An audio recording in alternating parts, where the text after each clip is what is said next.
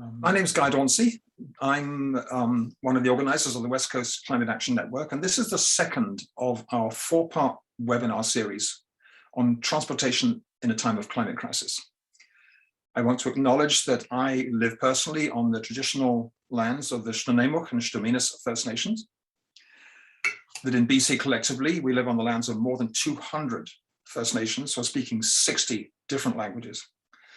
And when I first arrived in British Columbia 30 years ago, nobody spoke about Indigenous realities or Indigenous rights. I lived in Victoria, there was no trace they'd ever been there. Progress in the last 10 years has been something, in the last 1 or 2 years, quite significant, but I've had to learn from scratch all about the Indian Act, about the residential schools, about everything. So we're all part of this awakening journey to learn and acknowledge. And we really appreciate the reality that First Nations have lived on these lands for anywhere between 5,000 and 15,000 years. Our MC today is Mona Dahir, who's an engineering training with Surrey and the district of Surrey, the city of Surrey, I think it is, and very engaged with Vision Zero, Safe Mobility Plan. And I'll let Mona take over the rest of the webinar and introduce herself. Welcome, Mona. Thank you, Guy. Hello, everyone. My name is Mona Dahir, and I'm excited to be your host for this discussion on great walking, cycling, rolling on behalf of the West Coast Climate Action. As to what Guy was saying, I'm an engineer in training with the Road Safety Vision Zero Surrey team at the City of Surrey. Just to plug in about Vision Zero, if you're not aware of it already, Vision Zero is a strategy to eliminate all traffic fatalities and severe injuries while increasing safe, healthy, and equitable mobility for all. So how does this factor into great walking, cycling, rolling, you might ask? We know that vulnerable road users, typically pedestrians and cyclists, are disproportionately impacted by collisions, and that they're more likely than other types of road users to be killed or severely injured in a collision, especially when that collision is with a vehicle. A critical part of Vision Zero is to provide safe transportation for all road users, especially our most vulnerable.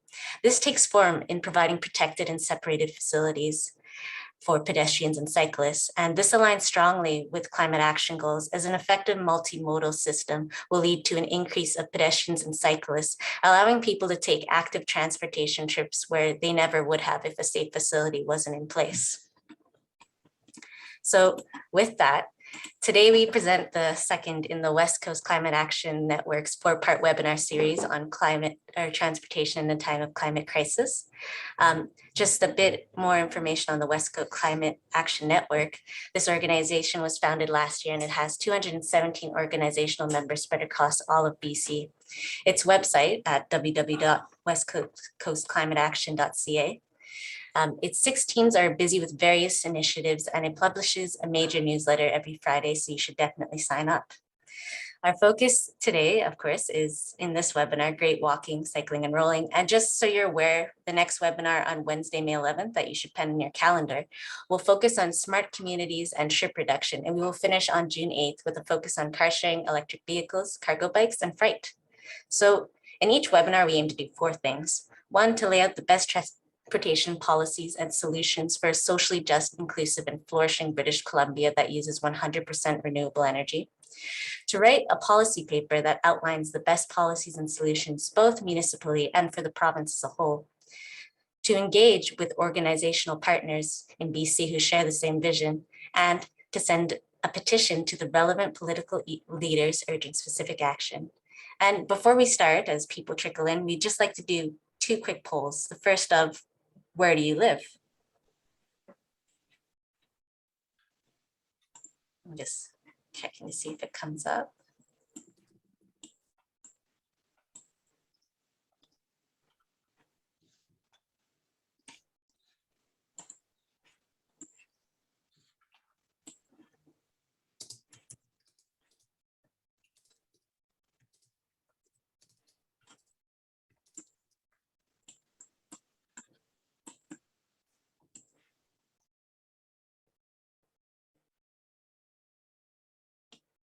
So I'm looking to see, and it seems like the majority of people are from the Lower Mainland and the Vancouver Island, followed by the Kootenay region, Thompson, Okanagan, and Nechako, and one other person in the comments who is from other. So we have one more poll for you before we start with the presentations. And this one is just asking if you walk, bike, or roll regularly.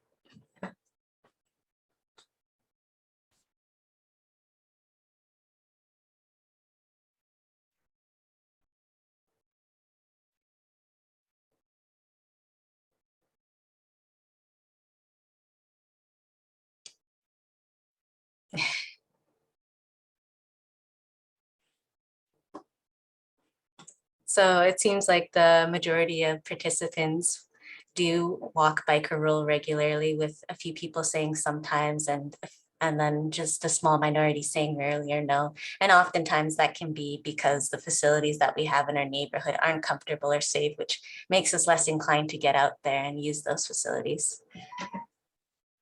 With that, just as a quick note, we're going to hold questions until after the speakers have made their presentations.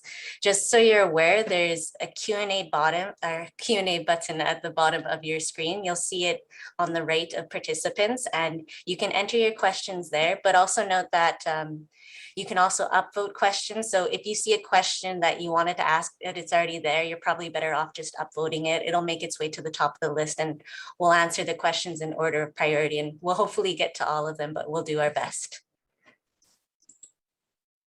So with that, I am proud to present our first speaker, Trish Dehnel. Trish Dehnel has more than 25 years of experience working with local governments on land use planning, active transportation, community outreach, community energy planning, and policy development. With a team of community volunteers, she is spearheading an incredible initiative to develop a year-round active transportation route linking the West Kootenay communities of Castlegar-Nelson. She is co-chair of the Planning Institute of BC's Climate Action Subcommittee. She believes in collaboration, resourcefulness, and working to keep our communities healthy, livable, and safe for all and for future generations. And with that, I'll turn it over to Trish. Thank you so much, Mona.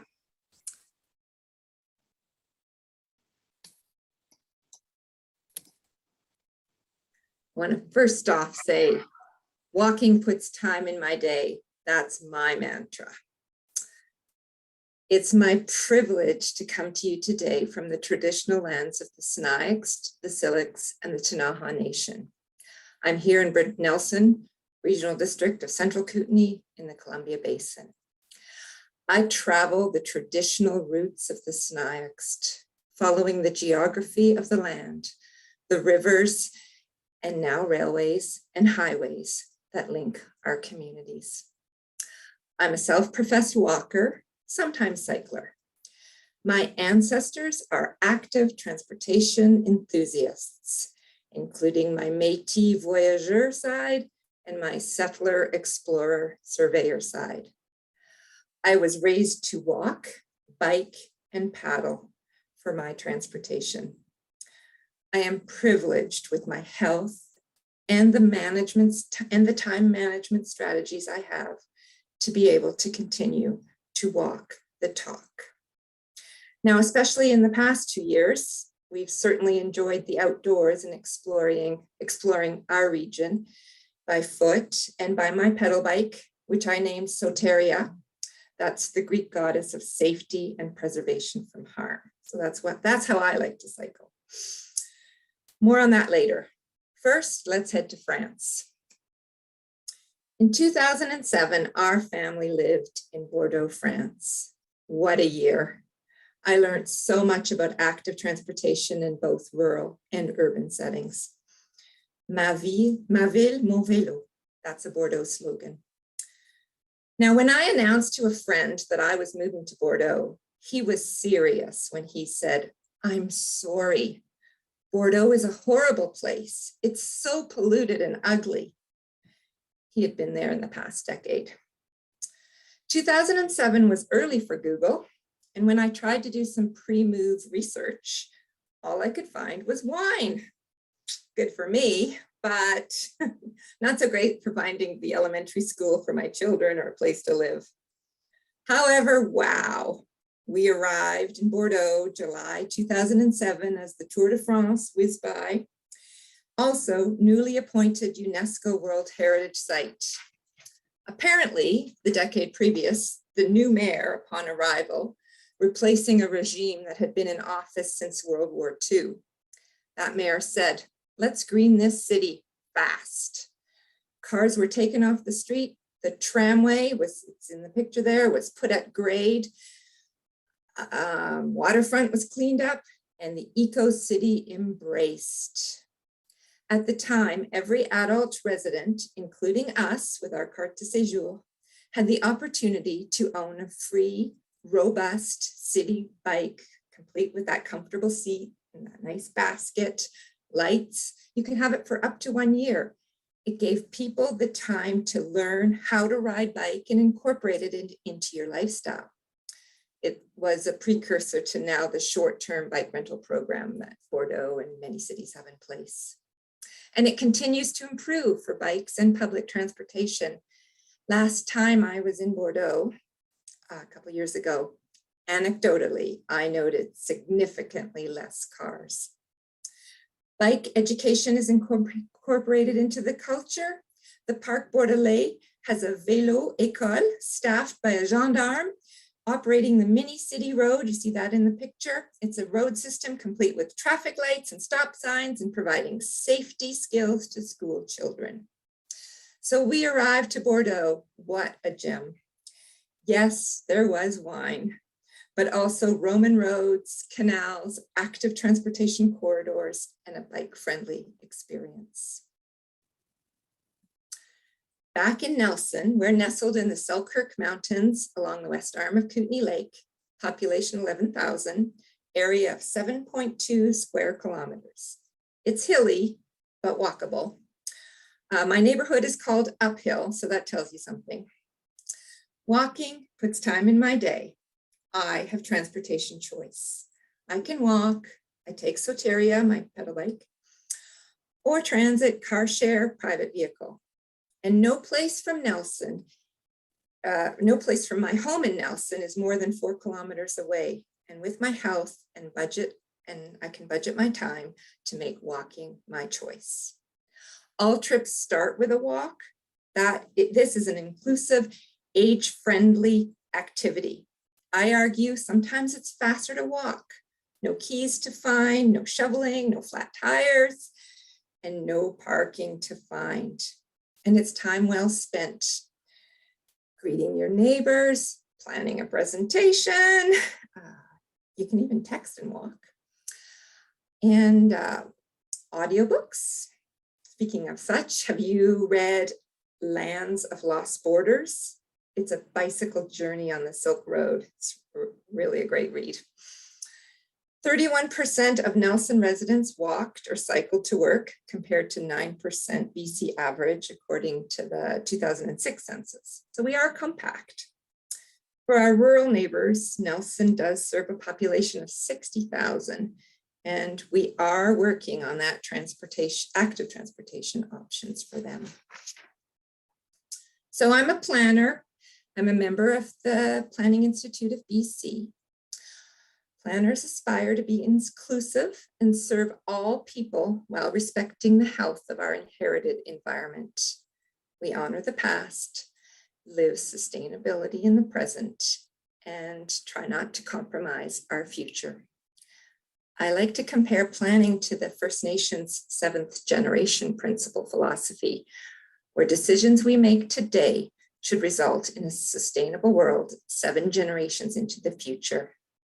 So some planning philosophies found in the local government toolbox in the name of inclusivity and healthy community, sustainable development, age-friendly, truth and reconciliation. Places should be great for an 8-year-old to an 80-year-old. Then it's great for all people, prenatal to the very elderly. Do not build in barriers. So meanwhile, back in BC, remember I was riding my bike around Bordeaux in 2007. The provincial legislature introduced the Climate Action Charter. Local government signatories committed to corporate, lead by example, show leadership, and work to be carbon neutral in operations. Community, Measure and report on your community greenhouse gas emissions. Add reduction targets to planning documents. Develop plans to achieve these targets. Active transportation. Create complete, compact, more energy efficient communities. Reduce sprawl. Concentrate infrastructure and resources. Walkability. Now the Clean BC Roadmap to 2030, it reinforces the commitment to active transportation and transit, with a target to reduce kilometers driven by personal vehicles by 25% and increase to 30% of trips taking place by walking, cycling, or on public transportation. So local government implement policy to reduce emissions through 3 key impact areas: buildings, transportation, waste. That's taking climate action, which I see planning for people.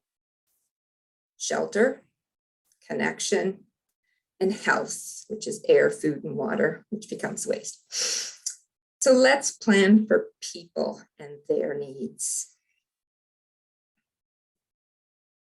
With respect to the transportation component of climate action, Clean BC has outlined this order to take action. It starts at the top with the priority actions: behavior change, reduce distance travels, add walking to the daily routine, build compact community. All trips start with a walk or a stroll, and all ages and abilities can walk or be walked. And the lower priority actions are to clean the grid, electrify. Keep that in mind as we become EV ready. EVs are only part of the solution. So the bid rent theory: as we move out from the center, land is cheaper, but transportation costs increase. The car made it easy to live further away. We are chasing the land, but travel choice and options become more limited. Cities do offer more transportation choices. Rural transport is beginning to offer more choice. I've always been struck by a document I read many years ago, The Bicycle, A Vehicle for a Small Planet by Marcia Lowe, 91. Pedal power. And now with e-bikes, we can extend the range, and I like to say reduce the signs of aging. We have heard, why fund a bike route? No one uses them. Well, I believe if you build it, they will come. Bike routes will encourage the behavior change and provide the health benefits and an active population. So some policies I thought of. Keep connections. We still have a link from Nelson to Selma remains. Thankfully, when the B&R Railway was removed, it became a linear rail to trail park, despite the adjacent property owners keen to expand their backyards. Plan for the unused road right-of-ways and undeveloped lanes. Keep them in the public realm. Please don't lose the connections. They can eventually provide green and active links for people and wildlife through the community. And in subdivision, I love the grid system that we have in Nelson, lots of choices. But for cul-de-sacs, ensure there's a pedestrian link that are established through the lots to schools and to shops. Make it easier to walk. With making connections, this policy, in 1996, when the Prestige Resort was built here in Nelson, our OCP said, include a waterfront pathway wherever possible. This became a matter of opinion. I'm pleased to say the pathway won and became an impetus to develop a pathway along most of the city's shoreline. In Salmo, volunteers built a pedestrian bridge. It's now faster to walk to school than to drive around. Reduce parking minimums. Make it less convenient to park. We are paving paradise. Let's rethink the site plan. Start at the site plan level. Consider the people and their walking route from building to community, bus stop, and even the parking lot. Make it easier to walk and bike and less convenient to park and drive. And I like the Nelson parking brochure we have out that shows walking times from the park and ride lots to help. That helps change behavior and realize it's not that far to walk. Some sidewalk policy suggestions. Keep the sidewalks, have plans, repair them, don't remove them. Clear the sidewalks, keep the bus shelters clear from snow. One shouldn't need to have to be an athlete to climb the snowbank to wait safely for the bus. And I thank this property owner for clearing that bus shelter. Accessible. Keep accessibility in mind. Don't build in barriers or direct pedestrians into the middle of the intersection, as these curb aprons do. Age-friendly. While repairing potholes for cars, remember the tripping hazards for our population that is not driving, that are on the sidewalks. Some more policies. Lead by example. You can add e-bikes to your corporate fleet. Nelson has a bike loan program. Uh-oh, lost my notes. The West Kootenay has a grade 4-5 cycling education program. Remember the gendarme at Bordeaux. I like this Kingston Transit High School program, free bus passes, building transit independence within students. And mind the pedestrian. At the bottom of the transportation action ladder, when we do electrify and get our communities EV ready, remember the people. Do not compromise, obstruct the sidewalks with cords and infrastructure. A dream you dream alone is only a dream. A dream you dream together is reality. That's our mantra as I lead a dedicated group of volunteers to work to bring into reality the dream of an accessible, active transportation route, 45 kilometers between Nelson and Castlegar. Ta-da, there's our vision. We're creating an integrated alternate transportation option to get from Castlegar to Nelson and thereabouts. It even includes an electric train someday and all the stops. So it's been said, given time and money, anything is possible. With the development of active transportation infrastructure, I believe the results to be for the individual, cost effective, think gas prices and vehicle ownerships, and for shorter distance, time effective. For the community, this is win-win for the mental and physical health of population and individuals. It is priceless. Thank you. Over to you, Mona. Thank you, Trish. What a beautiful presentation. I feel pretty inspired hearing all of that. Just remembering that we need to plan for the people, and hopefully we can lead by example and just do just that. Thank you, Trish. Thank you. So moving on to our next presenter, I am honored to introduce Iona Bonami. Iona Bonami is a senior transportation planner with a Master's of Science in Community and Regional Programming from UBC, and she has more than 13 years of experience as an urban planner. Over this time, she's worked on a broad array of active transportation and transit projects in Vancouver, North Vancouver, and other Canadian communities. She and her partner have never owned a vehicle, which is awesome.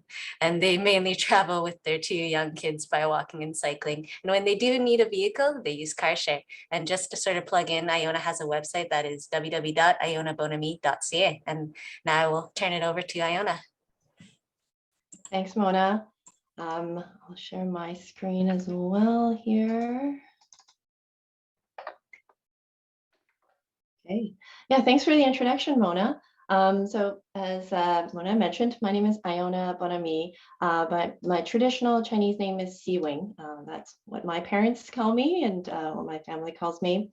And I am currently a senior transportation planner, and I'm currently working at the city of Vancouver. But it's important to note, I am not speaking on behalf of the city today. It's more me as an individual who has been in the planning practice for a number of years, speaking on my experience. Also make a plug that I am also running for city council in this year's fall election as part of the One City party. And today I will be using Vancouver as an example of some of the infrastructure, cycling infrastructure and active transportation infrastructure that has been built over the last little while as an illustration of what's been happening in many other urban environments, and then use that as a way to illustrate what we could do moving forward. I also, before I move on, I should say that I am very grateful to be able to live, work, and play from on the unceded territories of the Musqueam, Squamish, and Tsleil-Waututh people. Very grateful to be able to raise my 2 kids with my partner here. So now going back into my slides. So in 2009 in Vancouver, there was a relatively good network of local bikeways throughout the city. They're comfortable for most people, but within the downtown, there was only a seawall route that was separated. There weren't any direct connections into the heart of downtown. So the vast majority of jobs were not really accessible for people who want to bike and want to be safe and comfortable. So starting in 2009, the city started installing separated protected bike facilities. We have the Carroll Street Bikeway, and then in 2009, we started with the Burrard Bridge having separated bike facilities on there. And at this time, the city's cycling mode share was only about 3%. And this was quite a controversial project at the time for people who are familiar with it. There are a lot of people who were concerned about taking away road space from vehicles and giving it to cyclists. And people were doubtful if it would actually be used. And as you can tell, it has been a very popular route. Many people use it on a daily basis now. So fast forward to 2019, 10 years later, the city now has installed a number of other protected bike facilities into downtown. This included the Hornby and Dunsmuir bike paths, the Comox Greenway, Canby and Beatty, Smythe and Nelson. Also, there was a south connection here at Burrard Bridge to Cornwall, massive intersection improvement there. And with these changes, I think a big part of it was due to these changes. The cycling mode share for the city increased by 3 times and it's been sitting at around 9% since then. Today, now we have even more protected bike facilities. We have Richard Street, we have Pacific, and we also have Beach Avenue, which is a new bike route that's been provided through COVID to provide additional separation for people walking and cycling. As part of this protected cycling network, protected intersections were also introduced at a number of locations. And the protected intersection design is adopted from the Netherlands. They allow vehicles, bikes to be separated from vehicles as they're passing through the intersection. These corner islands provide this protection from vehicles that are turning.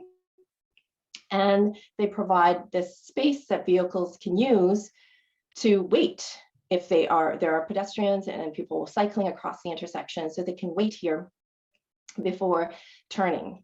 And if it's large enough, it reduces the pressure because they can just sit here and wait while the through traffic behind them can pass through. There is a waiting area for bikes to queue, and there's also a waiting area for pedestrians to queue. And there's also signal phasing. So that provides advanced and separated signal phases for people walking and cycling and people driving. And so this design, it really changed things, made a lot of intersections much safer.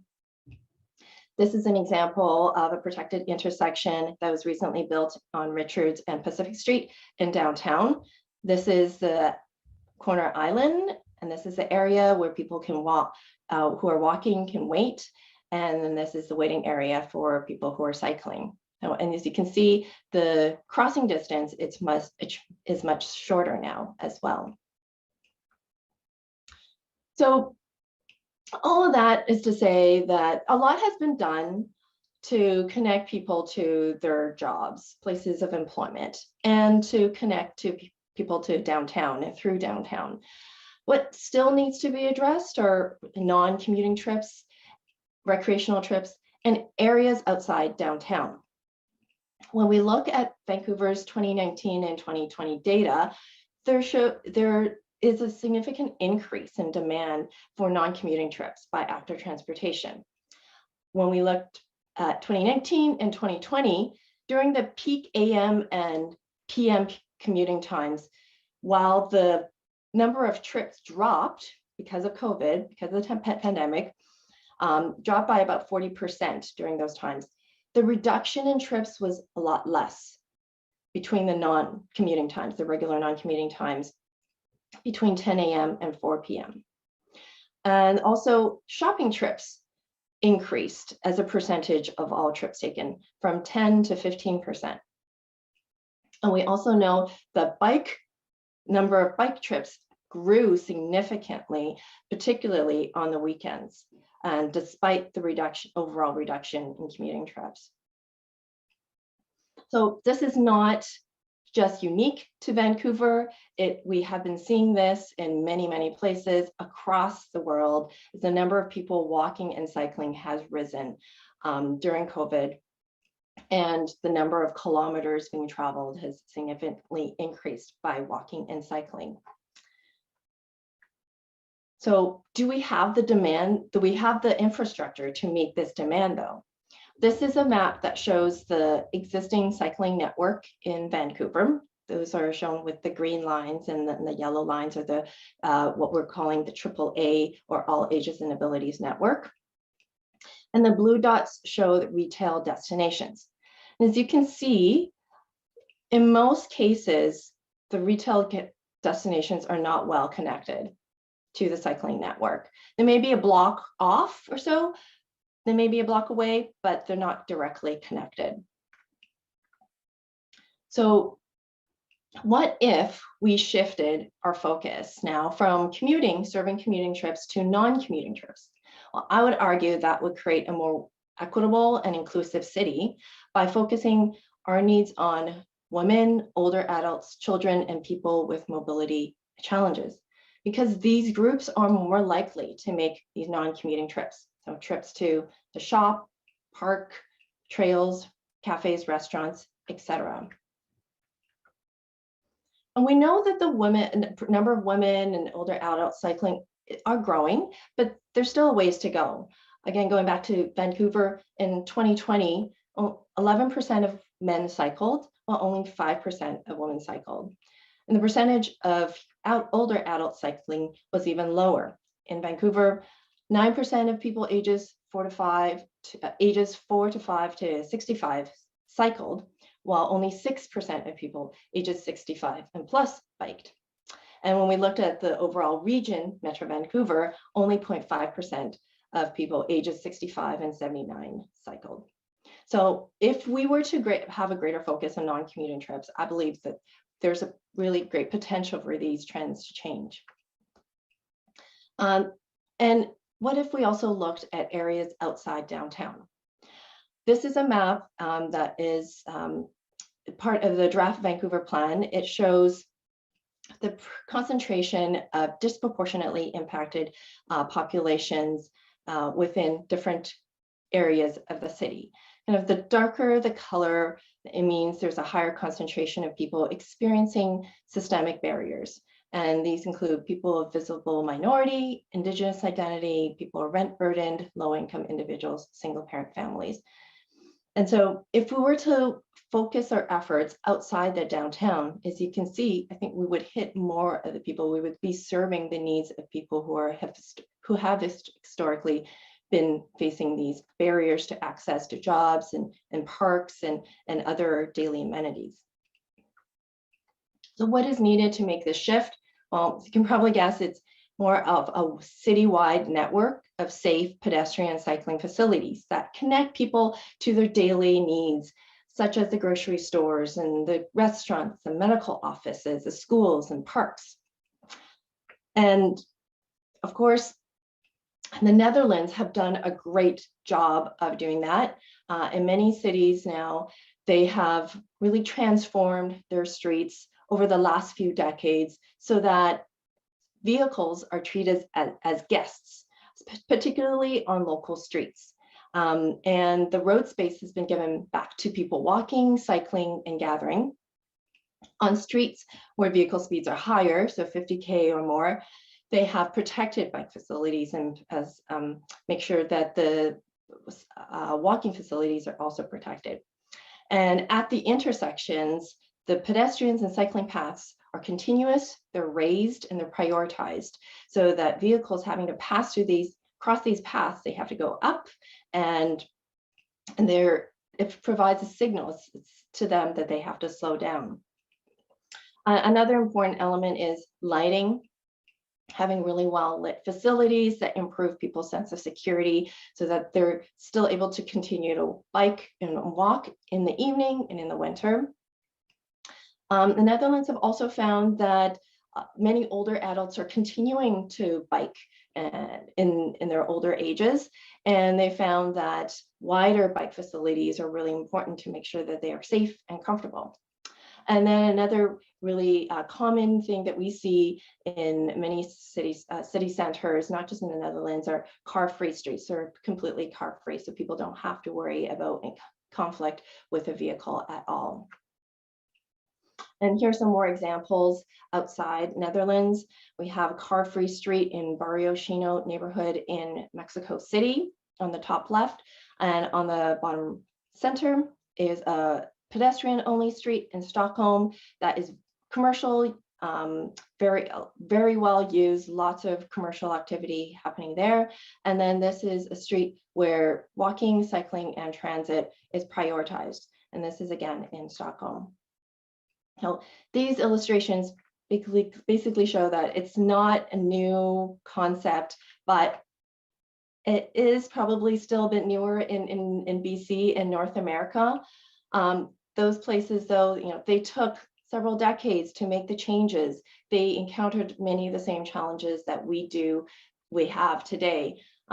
And today we still see a lot of people seeing pedestrian cycling facilities being mutually exclusive. If you have a sidewalk, you may not have enough space for a bike lane, but a bike lane adjacent to a sidewalk helps provide buffer for the pedestrians from vehicles. And bike lanes also reduce cycling on sidewalks. In downtown Vancouver, bike lanes show that there's been an 80% reduction in sidewalk cycling. Meanwhile, on commercial streets that don't have bike lanes, people continue to ride on them. As well, we continue to hear from businesses who are not completely convinced about the benefits of having cycling infrastructure.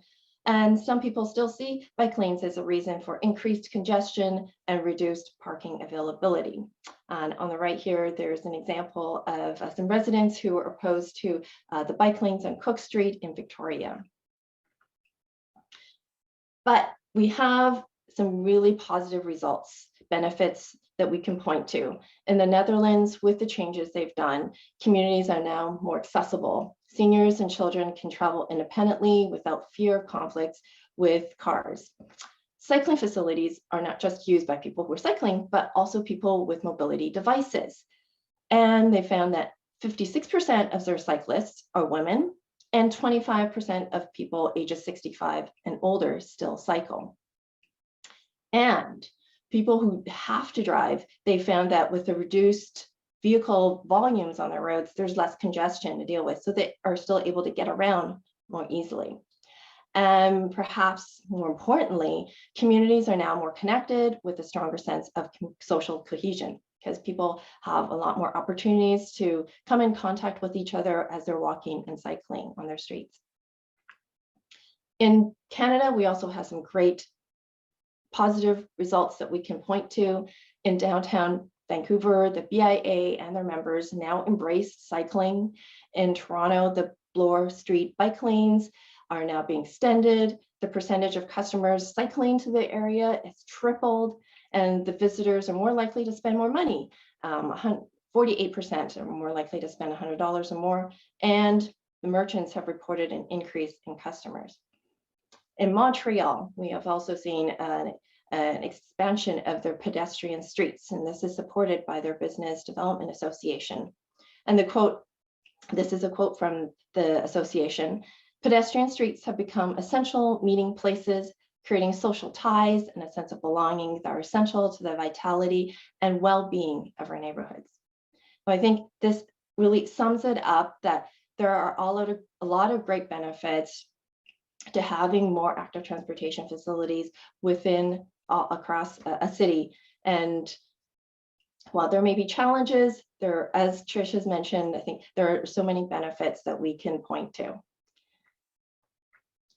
But thank you for your time. This is my email address that you can use if you want to contact me afterwards.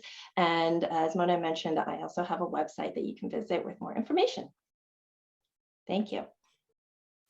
Thanks for the great presentation, Iona. I especially appreciated your points. Like, there are many benefits to building cycling facilities, but also that when we go and do that, we need to make sure that we also build them also where they're needed most as well. And knowing that the facilities that we tend to build, which are for commuter trips, don't always align with the off-peak non-commuting trips that seniors and whoever mothers they choose to take, right? So thank you for that. We appreciate it very much.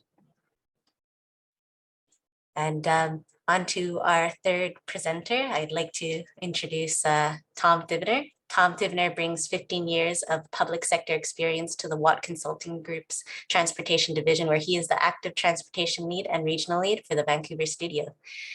His work has included developing mobility bike share programs, developing complete streets, and changing public perceptions through strategic communications, education, encouragement, and enforcement.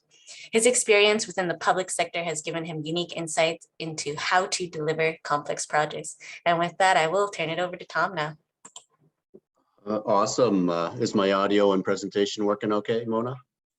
Sounds good. We can see your screen. Awesome. Thank you. And great to see you again. So I am going to share a little bit of my experience and travels. I've been really inspired so far by both the presentations, and I think you just made it a lot easier for me when it comes to the election, who I'm going to vote for. So great job, Iona. I definitely respect the work that you've put in. I too have been on the front lines as a municipal planner, as a bike pedestrian planner for about 15 years. It's been definitely a challenge everywhere I've worked. I originally got my start at the city of Tucson in Arizona, about an hour north of the border with Mexico. That's my hometown, and it's a community with a great bike culture. I was the 6th ever person to get hired to be the bike pedestrian coordinator there. They originally established the position in the 1980s. And so Tucson's got a rich bike culture, but from 2000 to 2005, when I started, Tucson went from being the #1 community in the US with the highest commuting bike mode share split, even above Portland, to being number 12 by 2005. It really had just kind of rested on its basic network of having striped bike lanes on the major roads and nothing else. And so I took a look around and said, you know what, we can do some things to make it easier for regular people to bike and walk. And there's a lot of barriers, but I started working with the community. And one of the first things I did was establish an open streets event called Ciclovia. And that was modeled after Bogota's famous event where they closed down a bunch of streets on a Sunday and allow people to experience what it's like to ride or walk without the threat of cars. And so it took a little while before this event took off, but it is now really rolling, and they get about 40,000 people per event. Even though I've handed off the reins many years ago, it's become a tradition in Tucson, and it's the only place where you can see people walk, bike, see marching bands, mariachis, and get tacos all at the same place. So it's kind of a fun event. I worked on a lot of infrastructure there too. I helped build a low stress network of bike boulevards, and the bike mode split is now increasing, and then Tucson's up to number 6 in the nation, and still, you know, behind cities like Portland, but making good ground. In 2012, I relocated to Canada and became Calgary's first ever cycling coordinator. And that was really fun because in the States at the time, you know, they were in a recession. There was no more budget to work on things. And Calgary had just adopted a really aggressive cycling strategy policy and had $20 million of capital and funding for 3 new positions. And I was the first person hired. And then I was able to develop my team and really just start tackling some of the issues there. And the big issues were just the lack of infrastructure on street. Great pathway system, 1,000 kilometers, but almost, you know, less than 50 kilometers of bike lanes. So including in the downtown, where you just had this donut of infrastructure, lots of destinations, shopping, commercial, office, residential, but very little connections. And so I was privileged to get to become the project coordinator of the famous cycle track pilot, which tackled 3 corridors all at the same time, and putting in protected bike infrastructure on each of those corridors. And boy, did that do marvelous things for Calgary. We managed to double the number of trips by bike coming in and out of downtown, and also double the trips citywide, because at the same time we were doing this, I was working on other corridors to put in complete streets type of improvements. So that's a bit about me and my background. I'm just a little bit worried about that today's solutions were not aggressive enough, and you know, we do have investments going towards transit. That is great, but our community should be designed around rapid transit so that people across the region can travel faster than a passenger vehicle can. And the SkyTrain is awesome that way, and I think that's the way we should go. But we need to have more investments in rapid transit to happen if we're going to be more sustainable. Our roadways still prioritize cars and trucks almost entirely exclusively on the major roadways. Transit loses some of its impact when it's forced to contend with passenger vehicles. And of course, people walking and biking don't find much pleasure in street designs like this, where you have to mix with traffic. And you know, sometimes I'm a little disappointed with the lack of progress locally since moving to Vancouver. You know, there's a real great opportunity with the Broadway project to put transit underground. That's definitely a huge improvement. But the new road design could be better, and this kind of gets into what Iona was saying, as we haven't tackled some of the commercial streets. And Broadway is a great commercial corridor with lots of room, but the bikes, people rolling, are still going to be relegated to the side streets or going down the sidewalk, which creates conflicts for pedestrians. And protected bike lanes are great, but they're often on the side streets like 10th Ave, so it's parallel. So you're not always going to be able to get to the destination that you want to, which in truth limits the amount of potential trips that could be done by people rolling. And most major roads look like this, or even less. You're just forced to share the road or share, you know, or ride next to motor vehicles. And so this is the road leading into Stanley Park. And yeah, I've seen a 5-year-old biking on this street, and it's a little bit scary because there's buses and big cars going by at the same time. And like Mona said, most of our streets are designed for peak hour travel. And then when you plan that way, it leaves just the scraps for people walking and biking. And you don't end up with much space, and most of the right of way goes towards moving cars or storing them. I think electric vehicles can help, but there are limitations. Obviously, most people can't afford an electric vehicle. Logistically, it's going to take a lot of charging stations to make this work in BC. It can take anywhere from 30 minutes to 6 hours to charge a car. And, you know, there's going to be this, well, where can I charge my car? It's just not practical. You have to charge the whole car. And I'm going to get back to a potential solution to that in just a minute. But the other problem with EVs is they're not a silver bullet. They still pollute. There's tire wear and particulates that are released. And the big thing that I'm worried about is they weigh a lot more. They're already heavy because they're passenger vehicles, but 30% more because of the additional weight with the batteries.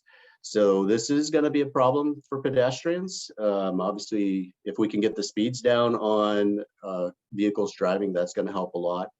But I don't really see this as being a solution for trips under 5 kilometers, which over half of the trips that people in British Columbia are producing are less than 5. So we need a little inspiration. I'm going to bring a couple examples from my travels and work. A couple of years ago in 2017, I was lucky enough to take a sabbatical after the Cycle Trek project and live in Taiwan, where my partner's from. And I got to spend about 7 months in Taipei. And Taipei is a fascinating, bustling city with a mix of old and new, and mobility is just everywhere. It's exploding as you walk around, bike around. Most people are getting around by motor scooters, just like these motorbikes at the Costco in this picture here. And yes, you can pick up an 18-inch gigantic cheese pizza and take it home on your motorbike. You can also pack in the boxes, the same stuff that you get at the Costco's here. I've seen people really load up the scooters, and it's not uncommon to see 4 or 5 people on a single one. And these are somewhat sustainable. They take a little bit of gas and they move people. They're really affordable. You can get one for $2,000 to $5,000. So families really latch on to these things, and they don't take much space to store them. And the scooters are so popular that the city's installed scooter lanes. And these are really handy because obviously the scooter is not going as fast as a car, but they're going a lot faster than a normal bicycle and definitely a lot faster than somebody walking. And so you see a network of these lanes pop up, and usually they try to separate bikes. And so sometimes you see them side by side, like with the scooters on the left in this case, and then the bikes on the right. But the most exciting thing I saw a couple of years ago when I went back for a visit was the conversion of these gas-powered scooters to electric. And the beauty of this system is you don't have to charge the scooter, you just charge the batteries that go into it. And this company called Gogoro is going pretty big over there. They now have 2,200 stations. And basically, you know, these are just popped up. They're really narrow. They're just on the sidewalk, basically, where there's extra space. And you can find them via a smartphone app. And you lift up your seat and there's 2 batteries. And then once you see kind of, okay, my juice is getting low, time to go find some new batteries, you just kind of use your app and go find where they're at. And then it takes 30 seconds. So compare that to 6 hours to charge your car. It takes 30 seconds to swap your batteries and just keep yourself moving, because time is important to everyone, of course.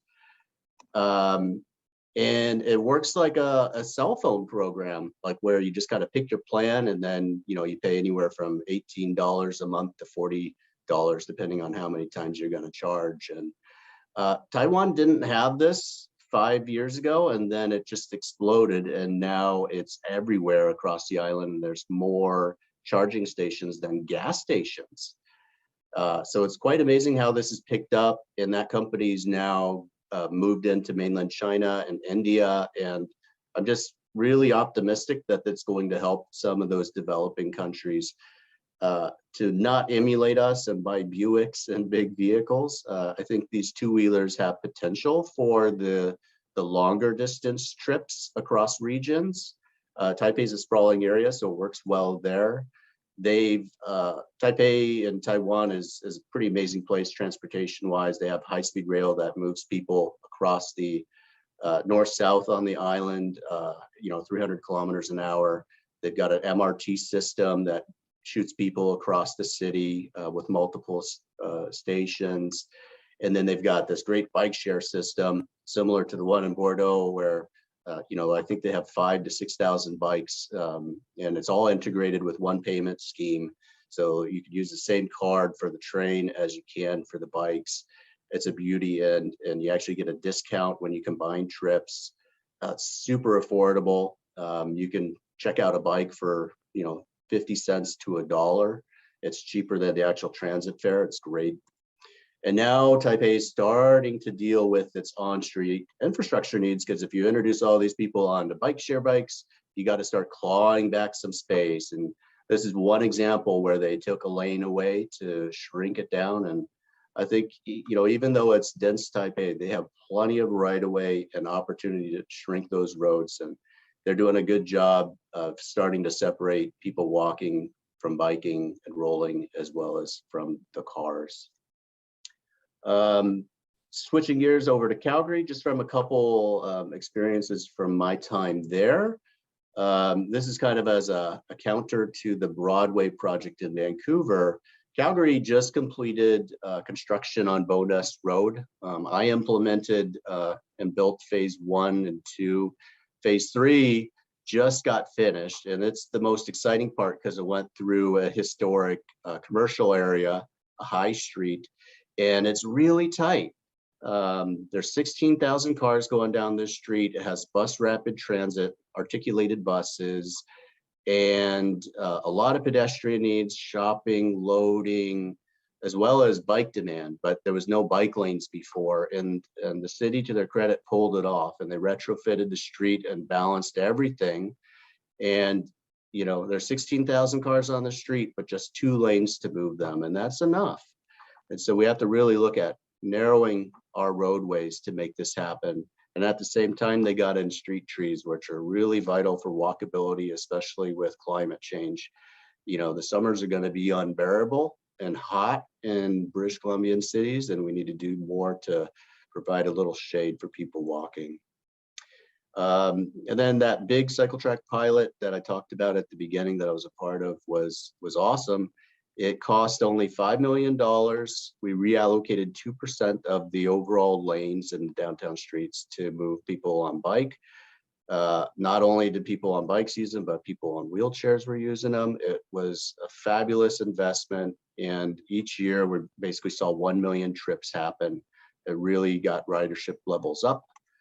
And then the last thing I did in Calgary before I left was set the stage for the e-scooter pilot. So I got to work with the province of Alberta to relax the regulations in the Motor Vehicle Act, and then set up the system, the regulations, to allow a pilot where we could regulate e-scooter operators. And so Calgary was actually the first city in Canada to allow them to operate on street. And boy, did it take off like wildfire. Just so you know, an e-bike system, a shared system, might get you 3 to 5 trips per day per device. The scooters will get you about anywhere from 7 to 9 trips. They're just very popular with people, and they're very good for trips that are around a kilometer. So if you're thinking about short distances, boy, those things are fast and very fun to do that last kilometer on.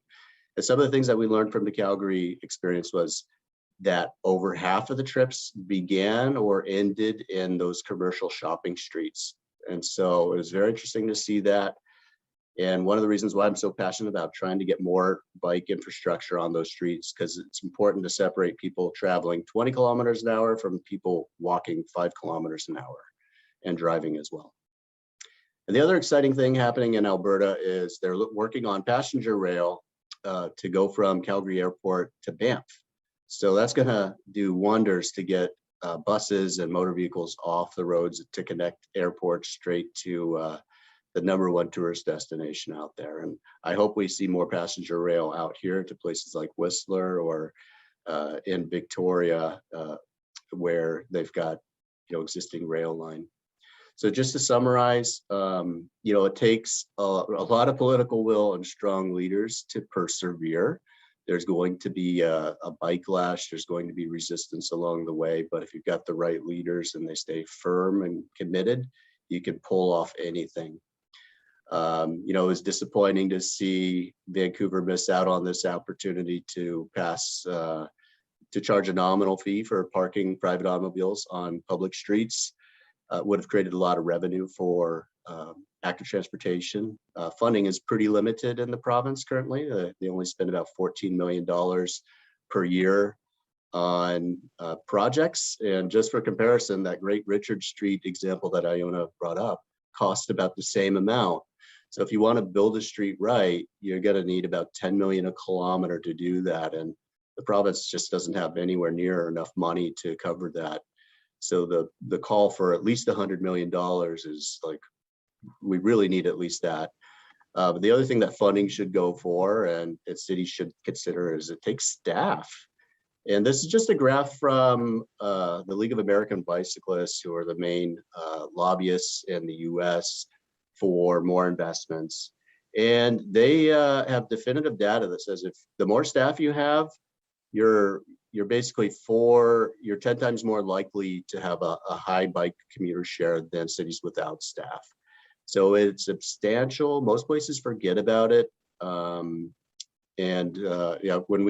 just finished a job for the town of Esquimalt, and that was one of our big 5 recommendations, besides fixing infrastructure and doing a quick build cycling network and lowering speed limits, was add some staff, because the existing staff can't do it alone. If you want to jumpstart things, add a couple more bodies. And of course, it depends on your size of your community, but don't forget them. The last thing I'll just say is, like, the BC Motor Vehicle Act is so out of date. Everybody knows we got to reform it, but doesn't seem to be moving very fast. All these new vehicles, micromobility vehicles, bikes, pedestrians, we're all at the bottom and barely mentioned, and we're all beholden to the motor vehicle still. So I hope to see a bottoms up approach where they put peds first and then bikes next. We got to push for it. And thank you for listening. Thanks, Tom. Much appreciated. I think just looking at the comments, there are some people who are big fans of EV scooters. I recently bought an e-scooter myself, so I could replace some of my car trips. But and I just note there's some people maybe commenting on the cost of some of these programs. So maybe in the Q&A, if they can just put it in there, and then we can probably talk about that as well as a user of the system. And thank you again, Tom. Much appreciated. Just so one other thought you mentioned, just that it is important to have good public transit to get people out of cars, and public transit and walking and cycling, rolling, they do complement each other. Indeed. Thank you. And with that, I will introduce Guy Dauncey, our co-chair of the West Coast Climate Action Network, to introduce the policy paper and the public petition. Thanks, Mona. Thomas, can you stop the screen sharing at your end? And then we'll, because when we do these webinars, we're not just about getting the inspiring ideas and stuff like that. We're also very much about changing the world. And so with each of the webinars, we have a policy paper and we have a petition coming up. So I'm just going to share with you this is the policy paper we put together for this webinar. And at the end of it, it's got a petition. So in light of the arguments that whereas walking and cycling are inclusive, affordable, healthy, joyful, etc., and produce zero climate pollution, and that the Clean BC Roadmap to 2030 sets a goal to double active transportation. I don't think I'm sharing, am I? Yes, I am. Is it? Is my sharing coming across? Because your sharing's coming across. Yeah. The goal to double the whole screen, but it works. Okay, I'll just correct that. Here we go. Set a goal to double active travel modes share and to reduce travel distances by 25% by 2030. Bloody, bloody, bloody, blah. Let me look at how much money the government's actually investing. Less than 1% of the Ministry of Transportation and Infrastructure's $2.7 billion budgets going on active transportation. And yet transportation is producing 40% of our climate pollution. So we're calling on the government to establish a plan to achieve the BC 2030 active transportation mode share targets, and to increase the provincial active transportation program funding from 20 million a year to 100 million a year, and the maximum for one project of 5 million by reallocating funds from existing highway expansion projects. And Sebastian will put I'll put the link to that in the chat, first of all, to the policy paper. And Sebastian, if you can share, we have the petition, we're going to launch the petition, so we're all rolling to go and get you signing this petition. When we've gathered enough petitions and we'll have organizations signing on as well, we will actually then, see, just 2 of us signed so far. So there you go, you're right at the beginning. We will be having a meeting with the minister to present the petition to him and hopefully get this really front and center in the budget next February. Back to you, Mona. Thanks, Guy.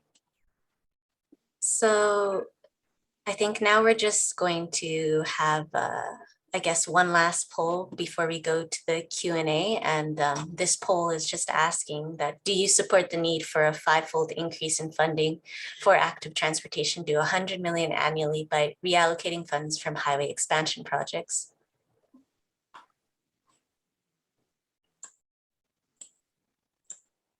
Which, as Guy has mentioned, was part of the petition.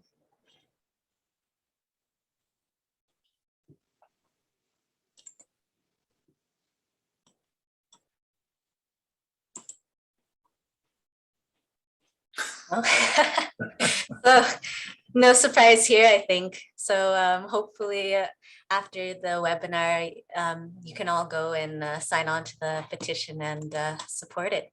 So thank you. So now we're just going to move into the Q&A part of our session. And I'm just going to pull the questions up. So I will start with this first question from John, and just to make it a bit easier, I may just ask the speakers to just raise their hands if they'd like to answer, and then I can just call on you to answer the question. So the first question is, how can we ensure that active transportation design includes amenities like washrooms, fountains, and benches at regular intervals and not rely on businesses for that? Don't all jump, one of you gets scared. I think Iona's raised her hand. Yeah, I think that is a very important point, and these types of amenities are often lacking in so many of our communities. And it's not just the capital funding that's missing, but also the operating funds to keep them going. And I think that's that's a big barrier for many communities to operate them. It takes even more than particularly for washrooms. It's even bigger than the capital cost. So I think that is an important part of the city's budget and communities' budgets that need to be designated so that you have those funds available to provide these facilities, really important facilities. Absolutely. Thank you, Iona. And I think Trish has raised her hand. I just wanted to add, we have Kootenay Adaptive Sport that's on our sort of dream visioning team and really reminding us, don't build in barriers. So we're at the vision stage, but absolutely think about fountains and bathrooms and benches along the way as part of the plan. And that just keeps reminding me of age-friendly communities and vision. And yeah, we can't all walk 3 kilometers. We need some benches on the way. So thanks. Thank you, Trish. So I may just, John, I'm seeing a lot of questions from you in here, so I may just mix it up a little bit just so I can get to everybody's questions at least once. So we'll come back to you for sure, but I just want to make sure we at least try to address one question from everybody on the list. So the next question we have here is, in the transportation hierarchy, with walking, rolling, and biking being on top, has there ever been a time where you've had to consider transit being given priority over multi-use pathways? It's a big one. I'll take a stab. There's always competing demands on roadways. I think if there's policy support that says this is a critical corridor for transit, they're probably going to take priority over the other modes. Most traffic engineers I've worked with are they're pretty good about that and making sure that those needs are met. The active transportation users, whether it's on street or on a pathway, is usually kind of like dependent on what's left. And so that's the unfortunate thing is, it seems, I think, even if there is a policy that suggests that bikes and peds are on top, often the traffic engineers, not to blame them for everything, but they will tend to make sure that moving automobiles is checked off first, and then transit, and then the other users. Thanks, Tom. Oh, yes, please go ahead. Yeah, Anna. I was just going to say, I completely agree, Thomas, and in my experience that it is often easier to make that argument for transit than to have adequate space for people walking and cycling. So yeah, as you said, while the policy might say these modes are prioritized in this way, it doesn't necessarily happen when it comes down to actually designing a road space.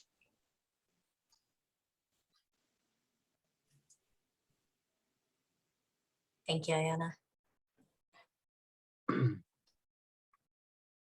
We'll move on to the next question by Douglas. Isn't it time for a celebration of active transportation that the weekly model of Cyclovia could provide for Vancouver and other BC communities, like every Sunday example in Mexico City? Well, you heard my response earlier. Honestly, the Tucson experience, it only happens 2 times a year there. It's resource intensive. Each event honestly costs about $200,000 to do all the mobilization and staff time. So they don't just happen spontaneous. They take a lot of resources. But Bogota, Mexico City, they're done in all the major cities in Latin America almost on a weekly basis, if not weekly. Los Angeles has one 3 or 4 times a year. Places have figured out, and from the Tucson experience, it's a game changer in terms of just opening up people's eyes to how easy it could be if they just tried it out on that day. And so much fun at the same time. I'll add, in little old Nelson here, we have a very wonderful active transportation. She's the vice president of our West Kootenay Cycling Coalition. Salita Work, thanks Salita. She just on Earth Hour, just by herself, decided to have a bike rave, and she got us all to wear our lights and high vis gear, and we paraded around Nelson in the dark during Earth Hour. There was 20 people there. She just pulled it off. She has a nice little bike with a trailer and some music, and it was awesome. So you need a lovely Salita in your community to do it, but she just pulled it off real fast. And she used to live in Calgary, so I know her well. Oh, you know her. She is awesome, and one of the engines behind all the advocacy there. So you're lucky to have her. We are, and sorry to name you Salita, but you're a superstar. Wonderful. I hope I get to meet Salita one day. She sounds wonderful. She is. So moving on to the next question by, apologies if I get your name wrong, but Moreno Zanato. Commercial shopping areas on arterials and cycling facilities tend to be on local streets, bikeways, blocks away from the artery, not very convenient. The circular argument of not enough cyclists to warrant removing parking or a travel lane on a major street, but we have trouble building cycling volumes unless we provide a fine-grained cohesive network, including protected facilities on arterial roads. And this is definitely a philosophy question. How do we make that shift?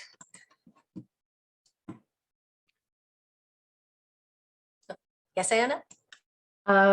Yeah, I would definitely agree with those statements. And it's something that, as I had said, it's not quite, on many of our arterial streets in the lower mainland, we don't have that connection. We don't have the bike facilities there to connect people to those destination. So I think it takes political will, as Thomas had said, to really push for that. And as a planner, I mean, I think it's really important to bring people along as well to explain the benefits. I talked about some of the benefits that other cities have seen when they've put in these facilities. So I think it's really important to point to those. And it really shows that, yeah, when you build it, they will come. It's not just something, you know, we say and it's like fluffy, but there's actual evidence of that. I think I'll add to that by saying there's some new data that just came out from the SFU Chatter Lab, Dr. Megan Winters and another lady, I can't remember her name, but they just did a very deep survey of Vancouver residents, Metro Vancouver residents, and found that 8% of Vancouverites now own an e-bike, and another 5%, I believe it's 5%, own an e-scooter. So, you know, e-bikes and e-scooters really just started coming online a couple of years ago. And if that continues to grow, my goodness, watch out. I think Vancouver is getting close to a tipping point where we could really see the bike mode split double. You know, just look at the numbers in Europe. You know, some of the cities have atrocious numbers like 2% bike mode split, and some have 30%, 40%. And I think Vancouver could be getting close to that. But yeah, it's going to take a little political will and more funding.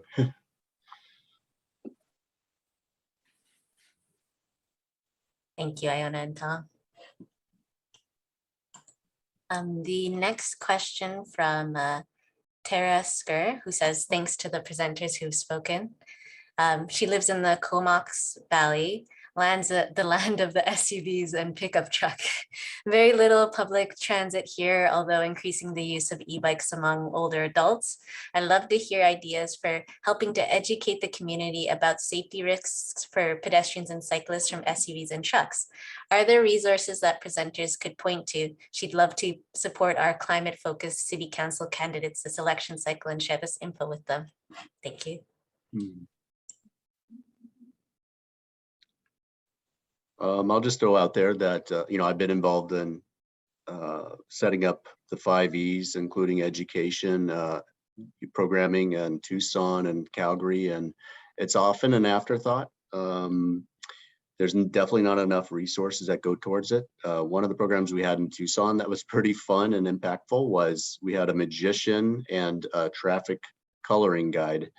And basically, it had a bunch of really good handy messages to educate 3rd graders, and this magician would go out and, you know, and hit up 20 to 50 schools a year and put on a magic show, but teach them about traffic safety. And I think there's a real opportunity to also weave in climate change or just awareness about the environmental issues at the same time you're doing that traffic talk. Of course, you know, those nonprofits that do that type of education can't operate for free, so we need to devote some resources to that too. But it's very cheap compared to building an interchange. Yeah, I'll also add that, yeah, cycling education is something that a lot of have fallen to the cities to fund. I think that's another area the province should be providing more resources to fund. In the city of Vancouver, up until recently, we've only been able to fund a few schools per year for cycling education. As of this year, we're doing 37 schools this year and then 36 schools next year for all grades 6 and 7s. So that's a major expansion for us, and it takes resources, right, to be able to reach all of those schools. And so, yeah, that's another area I would love to call out to the provincial government for more support in, and make it even as part of our school curriculum. I think that's really important.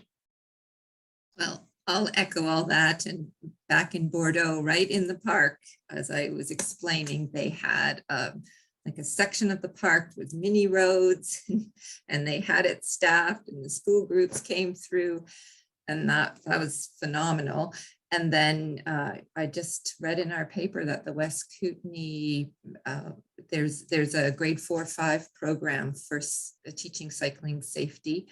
But it's absolutely essential. And now I do see with e-bikes and younger bike riders, especially here on our Nelson Hills, that bikes used to be kind of slow, but now they're whipping up the hill. And there really does need to be education associated. I mean, maybe even the bike shops can help with that. Certainly Hub and West Kootenay Cycling Coalition and the biking organizations are promoting education. Thank you all. Moving on to the next question I have here. I may just skip a couple if I feel like they may have been already answered, if that's all right. If you feel like your question has been answered, please just put it in the queue again. So this one question by Mina Lee Johnstone. So why are people still driving? Why are we still so auto-centric? When will the governments make drivers pay to drive?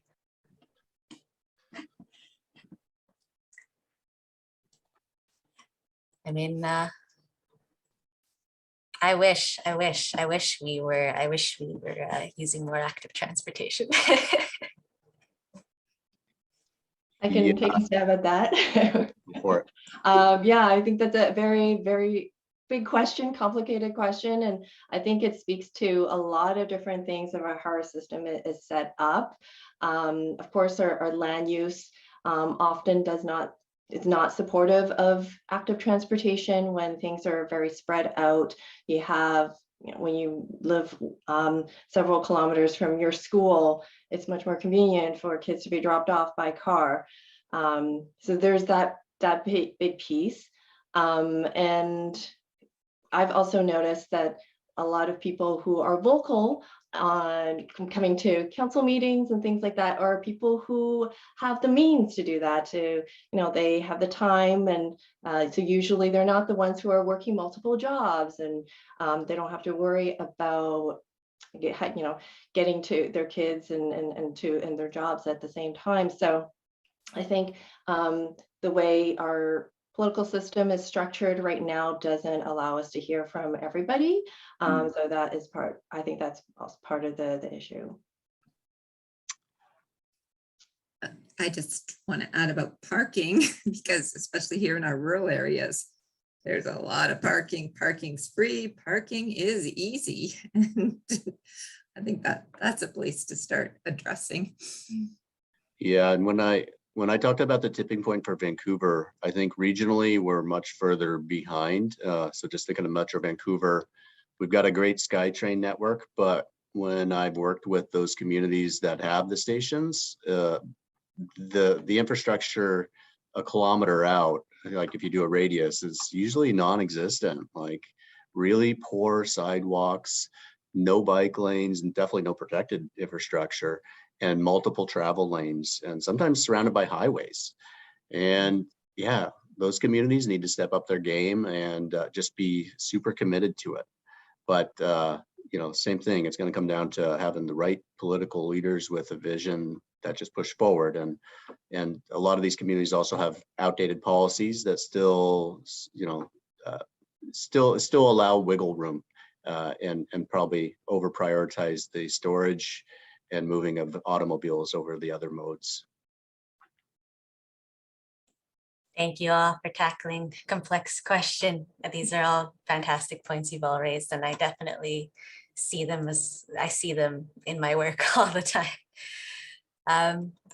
So moving on so I might just finish with one last question as we're hitting 5:25. So this one is from Connie. Castlegar has a lot of random benches and few kilometers of bike lanes. However, it is on a busy main road with little to no buffer from vehicle noise and pollution. Question, does anyone have an example of where these are addressed?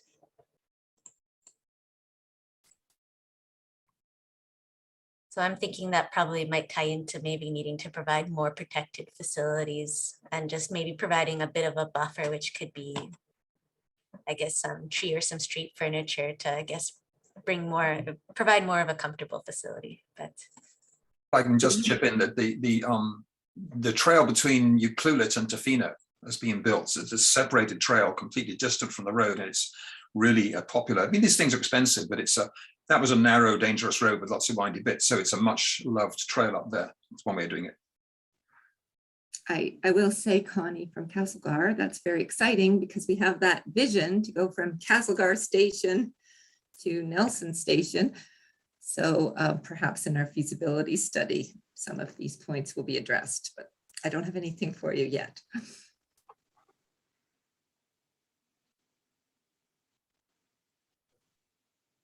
Are you there? Okay. Oh, yes, I am still here. Thank you. Thank you for answering the question. And hopefully Connie can look forward to that in the future. So with that, I think we're gonna just wrap up our Q&A session. Again, just want to make note that we have a petition. Maybe Guy might want to reiterate the action steps once again. Yeah, so I want to say more than that. I want to say thank you so much to you, Mona, for hosting us and being our MC, to our guests, Patricia, Tricia, Iona, and Thomas, to everyone who's taken part in all this. The petitions in the chat, we'll also send it round to you in a follow-up email to everyone who's attended. And let's get the numbers up so that when we actually meet with the minister in July, probably, we got some good numbers to look at, because it's less than, 20 millions are miserable, less than 1% of the transportation budget is miserable. We can't get what we need with that kind of numbers, right? In the NIMO they set a goal to double cycling. Sounds great, by 2030, from 2% to 4%. No, that's not good enough. Anyway, look, thank you, everyone. Thanks for joining us. And we'll send information around about our next webinar on the second Wednesday in May, when we're looking at vehicular traffic, starting with car sharing, cargo bikes, electric vehicles, knowing that they are the third option after transit and active transportation. So thanks for everyone, and enjoy the evening. Bye-bye. Thank you, everyone. Thanks, Mona. Thanks, Guy. Thanks, everyone. Yeah.